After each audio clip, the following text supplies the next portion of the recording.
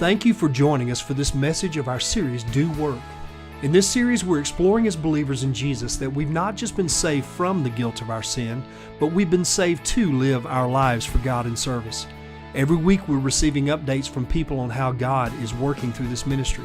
If you've got a story to tell, please email us at office.fbchayden.com. We would love to hear how God is working in your life. We encourage you now to open your hearts and minds today to experience a word from God. And have you found John chapter 4 yet? I hope so. I am not the type of guy that gets really super involved in TV shows. I've never been the guy that TiVos something and has to get home at night to watch it, or schedules my day around Survivor or American Idol or anything like that. That's just not who I am. In fact, in the history of my life, there's been 2 television shows that I've just absolutely been sold out to, besides my adult life, because there was G.I. Joe back in the day and He-Man, but that's another story. So since I've been an adult, one was a show that ended a few years ago called Lost. I was a lostie. Not even certain that's a word, but I'm inventing it today. I was a lostie. I loved Lost. I had to get home and watch Lost. Had dreams about Lost. Was a little too much obsessed with Lost. Read Lostopedia on the internet like I was into it. Okay, you understand? I'm a nerd, and that's what nerds do. Now, the other television show was a show that my family and I and my friends and I got involved in watching and participating in the 90s, and that show was called Friends. And I don't know that I can recommend the TV show Friends to you. There's some things in it that are not necessarily super godly, but nonetheless, it got me through the 90s and my family as well. And we would come home from BSU choir on Thursday night after BSU choir when we were in college, and we'd have to watch it. When we got married and actually had other things to do other than college, we would actually TiVo it and record it, and we'd have to come home and watch it. And we watch reruns. We own all 10 seasons on DVD. It's just the way that it was. I think looking back, the way that the reason that I really liked the TV show Friends, and my wife really liked the TV show Friends, the reason was because of the fact that each individual member of the group, remember it was Ross and Joey and Chandler and Monica and Phoebe and Rachel, they all had their unique blend of something they brought to the show, right? They had their own character, they had their own characteristics, their own personality traits. They had their own kind of part that they played, and whether it was Monica's obsessive-compulsive cleaning behavior, or whether it was Chandler's insecurity that led to him to joke about everything, or Joey kind of playing the ditzy blonde in a male actor, that was this. Everybody kind of played a certain role, and if there was a piece missing, I think the producers even realized this, that if there was a piece missing in that puzzle, the chemistry just didn't work right. Like the show wouldn't have worked. If one of those parts was missing, if one of those personalities was missing, each individual had their specific part to play, their specific role to play, their specific character to play, their specific personality and traits that they sent into that, and that's what made that show so popular. But looking back, I also think that another reason that I liked it is because it really kind of reflected to some degree the friends that I grew up with through high school. Now, we had better morals than the people on Friends and didn't live in New York City, but regardless of that, we all had our own kind of unique personality, our unique blend of characteristics. There were 6 of us guys that hung out together in high school and carried our friendship on into college, and we all kind of had our unique kind of role we played in our group. So there was my farmer friend Philip. He was the responsible one of the group. At about 8 or 9, he started working on his dad's farm and began earning money, and earned so much money that when he turned 16, he walked into a car dealership, paid cash for a truck, and walked out owning it.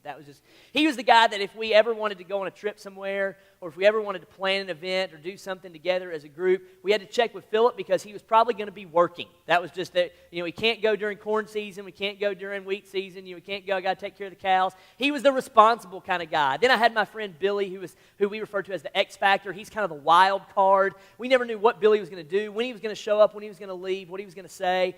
We never knew anything really about Billy. He just kind of came and went like a breeze. And he was the unpredictable one of the group. You had my funny friend Duncan. You had my pessimistic friend Ryan, who whined and complained at every opportunity. And you had my eccentric kind of artsy friend Jeff that painted pictures and wrote songs and poetry and even got some published. And then I was like the organizer of all of them. That was my job. I made sure that if we wanted to go somewhere, we had hotel reservations or we had plans for Friday night. That was all my responsibility. How we were going to get there, what we were going to do when we got there. They just made sure that Jeremy took care of it. We all brought our unique kind of blend and mix to our group of friends. And if any one person was missing, it just didn't seem right.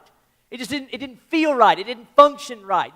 Everybody brought their own unique piece of the puzzle that made our group of friends what it was. And even to this day, if we all got back together, we would see us fall into those same type of roles that we fell into for so many years when we were best friends. Now, whether it was a group of friends you had in high school or a group of friends you had in college, or maybe it was your family, you know, the one you were born into, or maybe the one you married into, right? We all know how we have those people in those groups that fulfill certain roles, right? You know, you have that irresponsible cousin or that crazy uncle, right? You have that grandmother that kind of spouts off and says whatever she feels like saying, you know, and if they weren't there and they didn't do what they do and they didn't fill that role, it would just feel a little weird. It would feel a little bit empty when you sat around the table. Things just wouldn't quite seem right, because what we know about our groups that we're in, whatever that group may look like, is that everybody that's in that group has something unique they bring a unique giftedness, a unique personality, a unique trait that makes the group what it is. And without that there, it just wouldn't seem right. Now, here's what I want you guys to understand. Here's what we want to kind of dive into today, the principle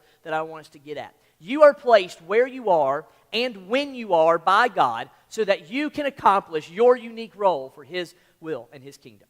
You're placed where you are and when you are so that you can fulfill unique roles, so you can utilize your giftedness, your abilities, your talents, your personality, your traits can be plugged into a larger picture so that we can accomplish God's will for our lives and for His kingdom. You're placed where you are and when you are. And the issue is, for so many of us, that when we don't fill that role, or when we fill a role we're not intended to fill, the Bible tells us it's just not going to function right.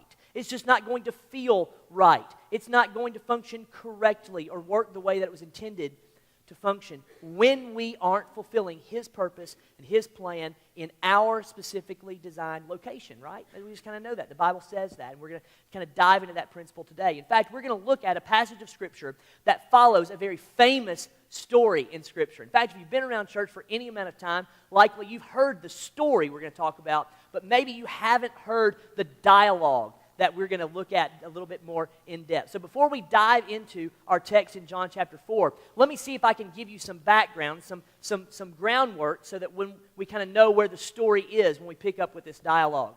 According to the Gospel of John, it's early in the ministry of Jesus. 3 chapters into it, right? He's begun His work, and He's begun His ministry here on earth. And in chapter 3 of the book of John, He has this conversation with a man named Nicodemus. He was a Pharisee, and Nicodemus was told by Jesus that in order to have a right relationship with God, you had to be born again. Now, Nick was a little confused by that because Nick had already been born, and he was old, and he didn't understand how that was going to work. And so what Jesus tells Nicodemus is, no, you have to be born spiritually. You have to be born of the Holy Spirit, and then you have a relationship with God. But Nick leaves at night. He's still a little bit confused. In chapter 4, Jesus leaves from that place he was with Nick, and he begins making a journey to the north through an area of the region there called Samaria.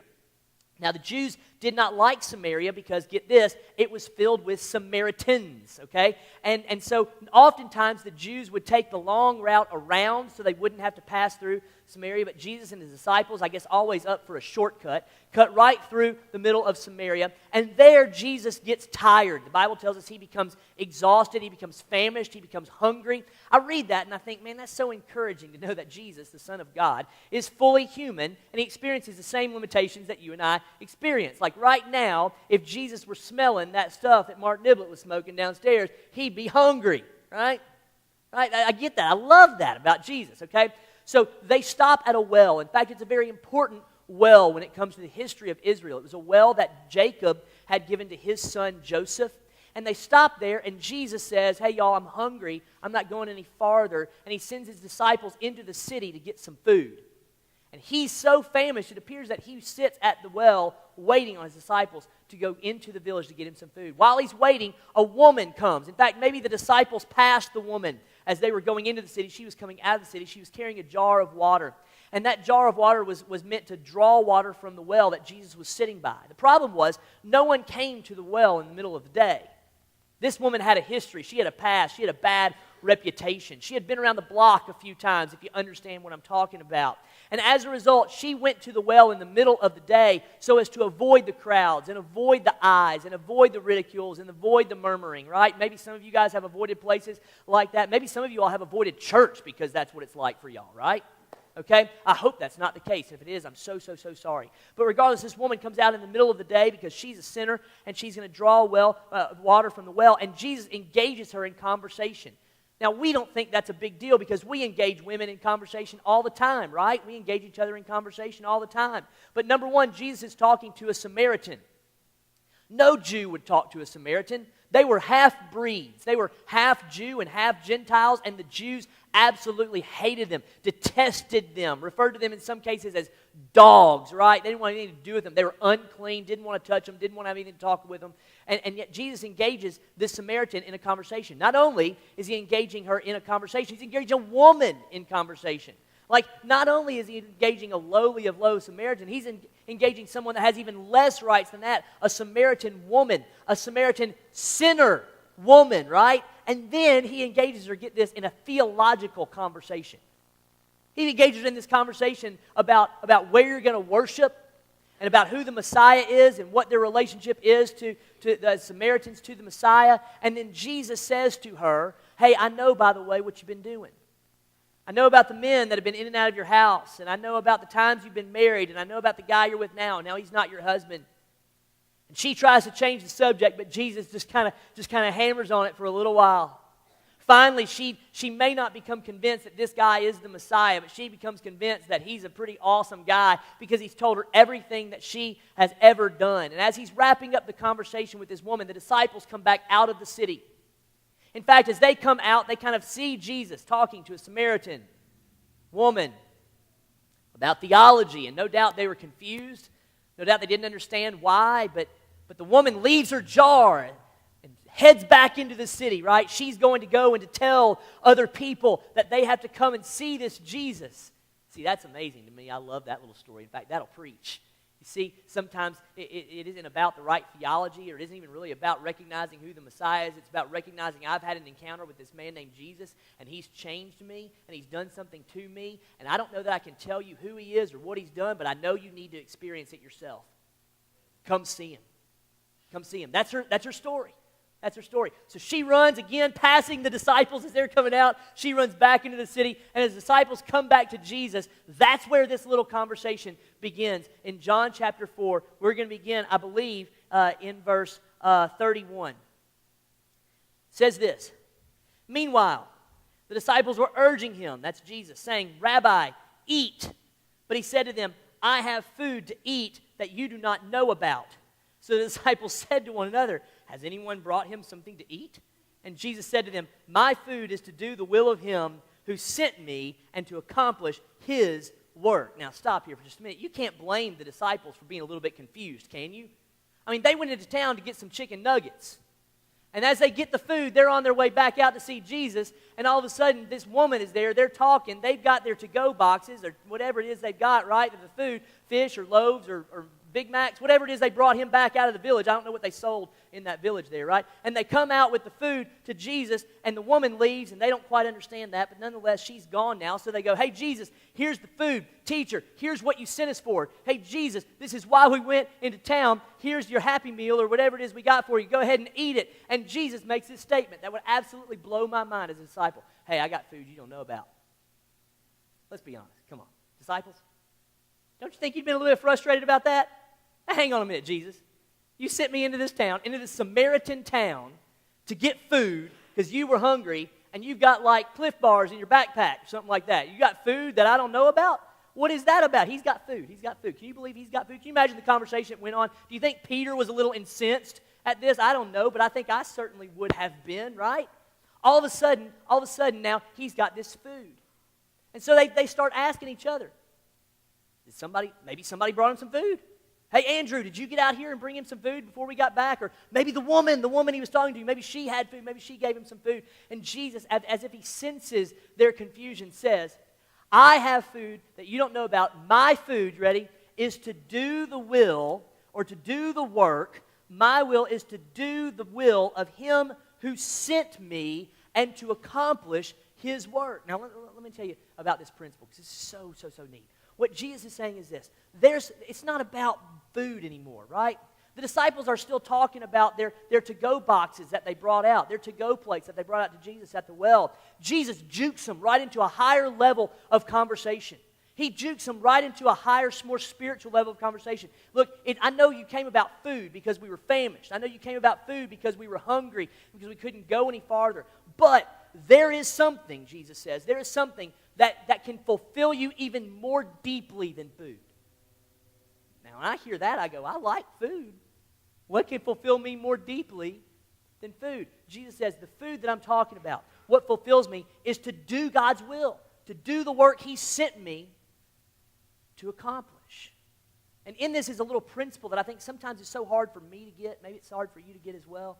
And it's the idea that when we serve God, when we accomplish His tasks, when we accomplish His will, when we're doing His work, and when we find ourselves in that sweet spot where our giftedness and our personalities and our talents and our traits find themselves serving God in complete harmony and unison with one another, it's not exhausting, it's not burdensome, it's not something that makes you tired. It's something that rejuvenates you and energizes you and fills you up even more than any type of food could fill you up. Now, let me tell you why this is so cool and why it's so hard for me to get. See, I'm a pastor, right? Like you expect me to say pastory things, right? I get it. My job, I get paid to pray for God's will, to try to discern God's will, and then try to do God's will. Like that's my job. But can I be honest with you? Can I tell you my heart? There are times where that's hard. There are times where I don't want to do it. There are times when God has made it very clear, here is what my will is for you and your life. And my response as a human being is to go, I don't know. I don't know that I want to do that, right? Maybe you felt that way too. Maybe God has called you to do something or pointed you in a direction or laid out something for you to do, and it's very clear that what God wants you to do, and you just look at it and you go, it's not what I expected, God. I want you to use my gifts, but I don't want you to use them in that way. I'd much rather you use them in this way. Or even better yet, God, I don't really like the gifts you've given me, so if you could just go ahead and give me some other gifts that aren't recycled or, whatever. Give me some other gifts so that I can be used in another way. That's really how I'd like to be used because if you use me in this way, God, that doesn't look very fun.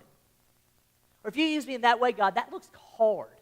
Or if you use me in that way, God, it may cause me pain physically. It may cause me mental anguish. God, if you use me in that way, I don't know that I'm going to get the recognition that I feel like I deserve. God, I feel like I should be up in front of more people. God, I feel like I should be saying things to more, doing more in other different areas and other ways. God, I see how you've led me, but I just don't want to do it. Have you ever felt that, or am I the only one? Have you ever felt the thing where God's pointing you to it and you go, that just seems dangerous.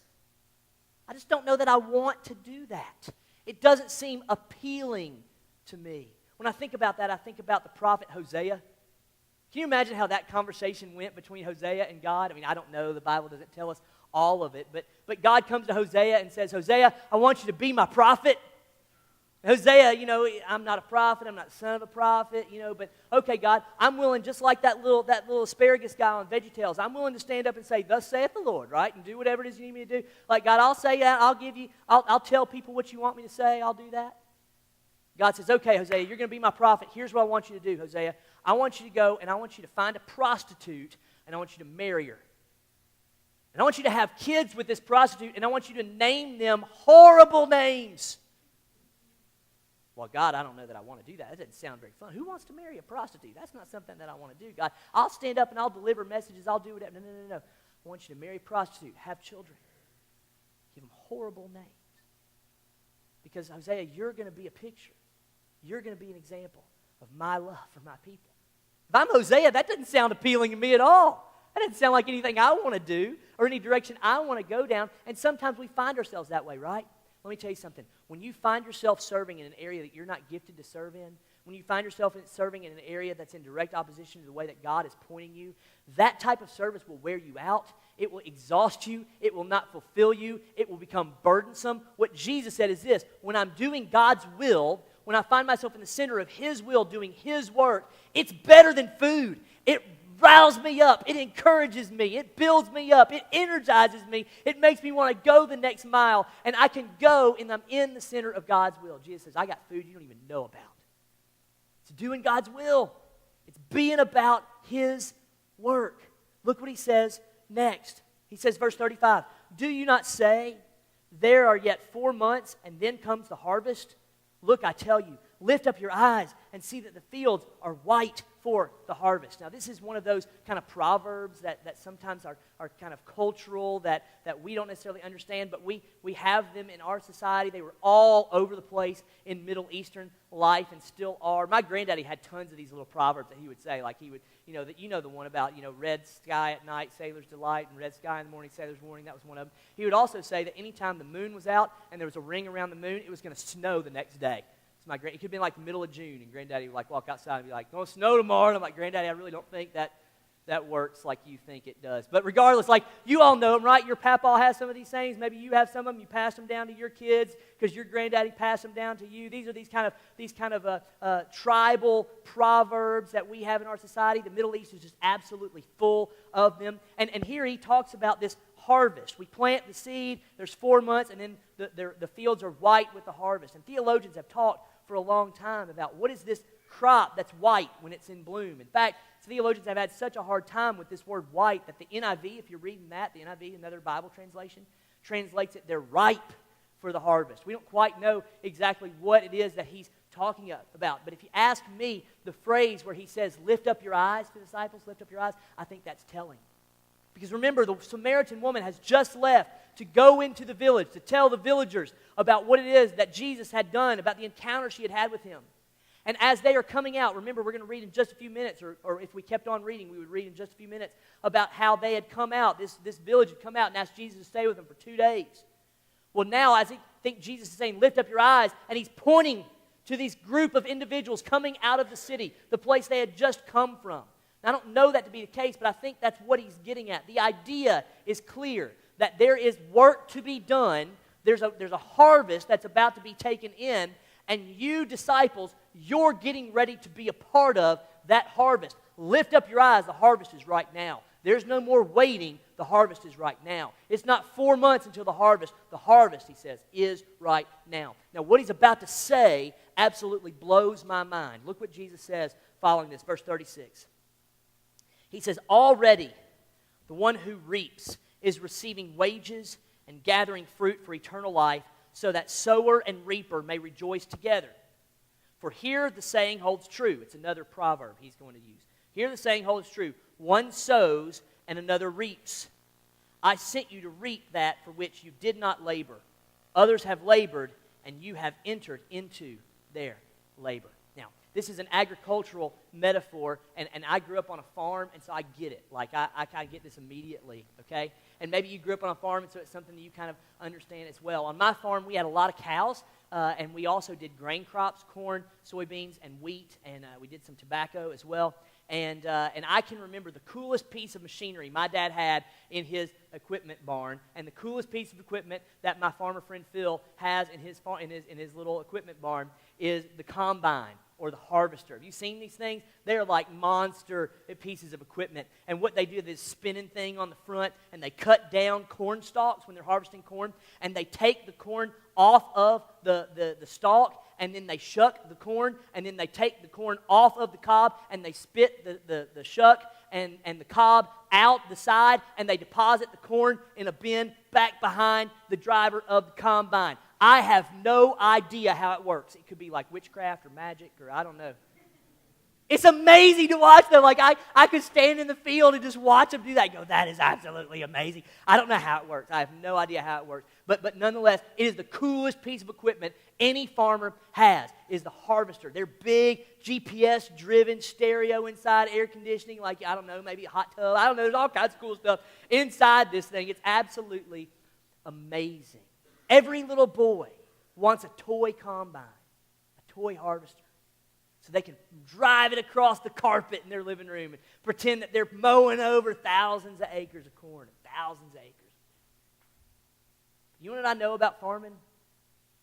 I know that if the harvester gets to do his job, it's only because there have been other pieces of farm equipment that have been before it. Hey, come on, we know that. It's the plow that comes and discs up the land and have been utilized in the right way at the right time. The harvester can't do what he's designed to do. There is no crop to harvest if the seed isn't planted, if the weeds aren't killed. We just know that, don't we? See, the thing that I want us to understand today is that you've been placed where you are and when you are to fulfill your unique role in accomplishing God's will for His kingdom. And if you don't do your role, then it doesn't get done. If you don't fulfill your place, not only will you end up worn out, finding yourself out of the center of God's will, but ultimately the harvest that is to come cannot be harvested because we don't fulfill our role. Maybe agriculture is not what floats your boat. Maybe it's something else. This last couple weeks, Jody and I went on vacation with the kids. We went out to Fort Worth, Texas, where we kind of began our ministry out there and began our married life, began our family out in Texas. And I have a buddy that is a mechanical engineer for Lockheed Martin. He works on and designs the F-35 Joint Strike Fighter. Like, it's such a cool job. You know, like, there's stuff he can't tell me because it's classified and all kinds of stuff like that. And he asked me if I wanted to go on a tour of Lockheed Martin while I was in town. Yes, please, right? You know, it's one of those places you have to go through 2 or 3 pieces of security and no cell phones, and I got my own little name badge and stuff like that. Pretty serious stuff. And I got to thinking, if there was one job I could have at Lockheed Martin, what would I want it to be? If there was one position I could have at Lockheed Martin, what would I want it to be? Let's be honest. Test pilot, right? I mean, come on. Doesn't everybody want to be a test pilot? You win at every conversation if you're a test pilot for Lockheed Martin, right? Well, what do you do? Well, I work in an office. Well, what do you do? I'm a doctor. What do you do? I fly test planes for Lockheed Martin and the U.S. government. There's a chance I could die any day that I go to work. I got a parachute, so it's going to be okay. But nonetheless, that's what I do. I would keep talking about it, but we could all end up going to jail and be subject to the FBI search and seizure. So we're just going to go ahead and talk about that. That's a cool job, man. That's what you want to do. Like, you want to be the test pilot, don't you? That's what you want to do. And so he takes me into Lockheed Martin. And let me tell you, we walk in the doors. It's absolutely amazing. The main plant there that we toured is a mile long. And the first place we go is office buildings. And my buddy Zach says you can't look in those office rooms because there's stuff in there that's classified and we could go to jail. So I didn't look in the window at all. And so he said, but if you could look in the window, what you'd see is you would see cubicle after cubicle after cubicle after cubicle where engineers sit, aeronautical engineers, mechanical engineers, right? And they would sit in there, and if you're a level 1, 2, or 3 engineer at Lockheed, you get 4 people to 1 cubicle. Now, if you're level 4 or 5, you move up and you split a cubicle. You get half of one to yourself. And rarely, every now and then, an engineer will get to level 6. They get a whole cubicle to themselves. And then if you get into leadership or management, there are some offices that kind of line the walls. You might get an office, but that's kind of rare. Not many people get those positions. And there were dozens and dozens and dozens of rooms that were filled with cubicles that were filled by engineers who were designing little bitty parts of the plane that were maybe even as small as like 1 inch by 1 inch. I don't know, I'm probably making that up. But little bitty small parts of the plane, right, that they're in there designing to make it work and function right. So then we got on a golf cart because this place is so big you can't just walk around it. And we went down to the end, and there we saw the fabrication area where people were drilling holes and making things in these small little parts, and they'd take these parts and they would go on a table, and then somebody would come and get that part from that table, and they'd attach it to another part, and before long you had half of a wing. And then they'd take that half of a wing, and they'd find another half of the wing, they'd put it together and have a whole wing. And then they'd attach it to the forward fuselage somewhere else, and then the back fuselage, they'd put the vertical and the horizontal tail features on it and put the engine in it and the front radar and the cockpit and the landing gear and all that, until finally, a mile down the road, you get to this plane that looks somewhat like a fighter jet. But it's not done there, he would say. No, they would leave out these doors with this plane to other places that I can't take you because it's so classified, and there they test guns and fire chickens at the cockpit. They do, and they go and they paint them and they prepare them, and then they wheel them out onto the runway, and then the test pilot, he comes and he gets in and he takes off there at the runway in Fort Worth, Texas. And I got to thinking, everybody wants to be a test pilot, right? That's what I want to be. I want to be a test pilot. But one of the things that was just glaringly obvious to me as I toured Lockheed Martin was this: if the level 1 engineer sitting 4 people to a cube in some office room somewhere in the bowels of that building doesn't design his little 1 inch square piece of airplane, it never gets to the part where the test pilot can get in it. It never gets built and never gets put to the point where the test pilot can get in. At that point, he's not a test pilot, he's just a guy that's out of work. It takes everybody fulfilling their role, fulfilling their position in order to accomplish the task of building fighter jets. The same is true for the kingdom of God. Listen, folks, if you don't hear anything else I've said today, hear this. You've been placed where you are and when you are. You've been gifted in a very specific way. Your personality has been hardwired in a very specific way so that God can use you in a very specific way to accomplish a very specific part of His will for His kingdom. And if you don't do your part, then can I just be honest with you? It just doesn't work correctly. It just doesn't work the way it was designed to work. What Jesus says to the disciples is so mind-blowing for me because what He says is this. Listen, there are some people that have already been sowing seed. Some people that have already been working. Some people that have already been laboring. And you guys are getting ready to enter into this labor you haven't even been doing.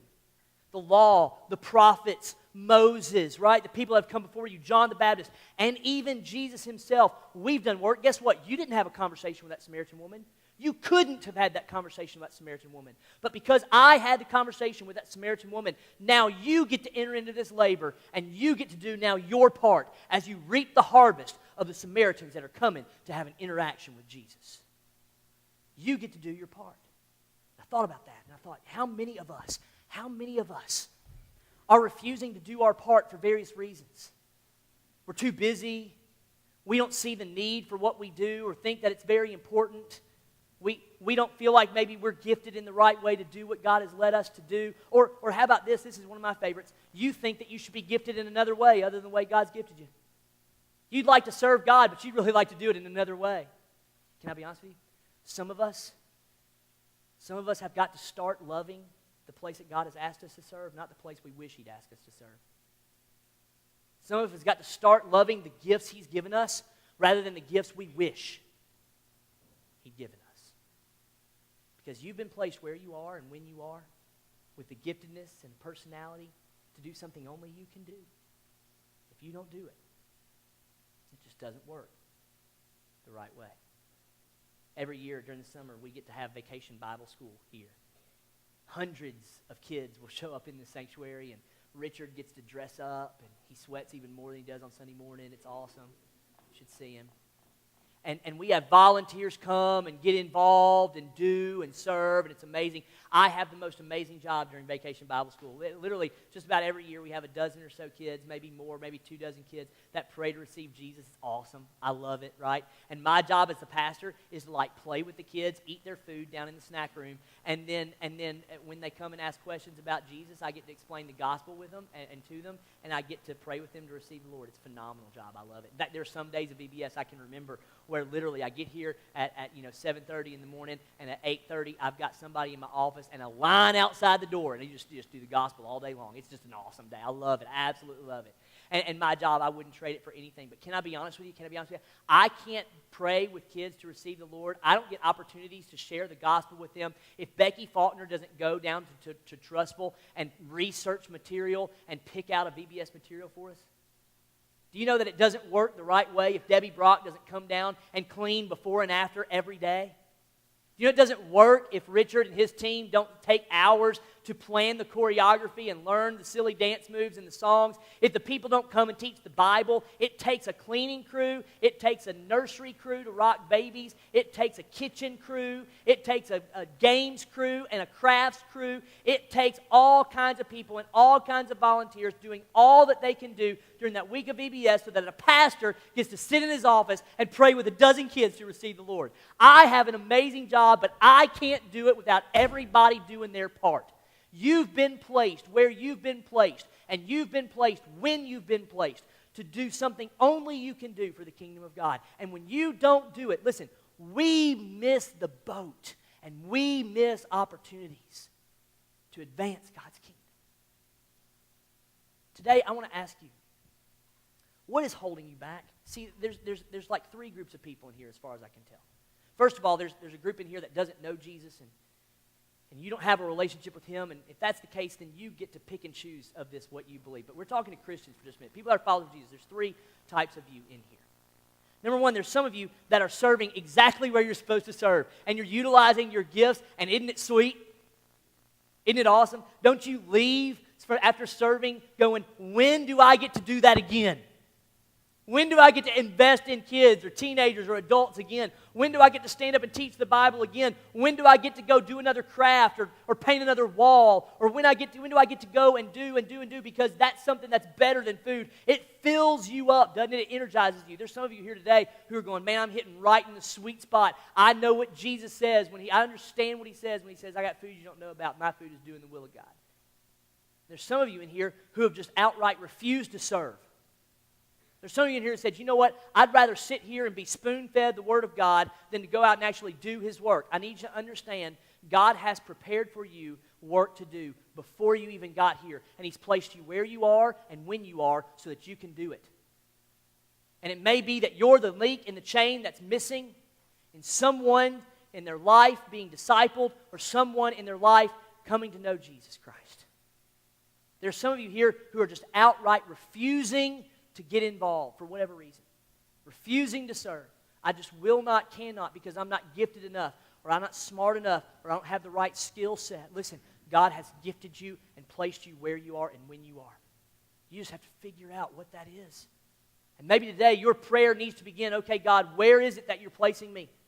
And for some of you, it may be as simple as just opening your eyes and going, wow, I never recognized that God's placed me right here. That God has put around me a ministry catered to who I am, catered to my gifts and abilities. It's time for me to step up and step in and do what only I can do. But there's another group of you here who are followers of Jesus, and you may be serving, but you're frustrated. You may be serving in the wrong area. You may be wishing you were serving somewhere else. You may be wishing you were gifted in a different way. You may be wishing that God would use you in a way that maybe was a little bit less hard or less difficult, or maybe had a little bit more glory, heaven forbid, right? Or maybe had a little bit more exposure where people could see you a little more. Or you were wishing that God would use you somewhere else or somehow else or gift you some other way so that you could be used in some other way. And if that's you, then today, here's what I want to encourage you to do. Start loving the gifts you've been given rather than the gifts you wish you had. Start loving the place He's placed you to serve rather than the place you wish He had you to serve. Because here's what I know, right? God has placed you where He wants you. God has placed you where you are and when you are so that you can accomplish your part of advancing His kingdom for His glory. So today I want to invite you as we sing this last song. I don't want them to just be words that we sing. We're going to talk about surrendering all that we have to God. And as we do so, I want that to be your prayer. Okay, God, here's who I am. You've gifted me. You've put me here. Open my eyes that I might see how you can utilize me to advance your kingdom. Because here's what I know. When you do your part, someone else does their part. And someone else does their part. And we all work together for the glory of God. Well, then the harvest will come. Then the harvest will be ripe. The harvest will be ready. And the harvesters then can go to work.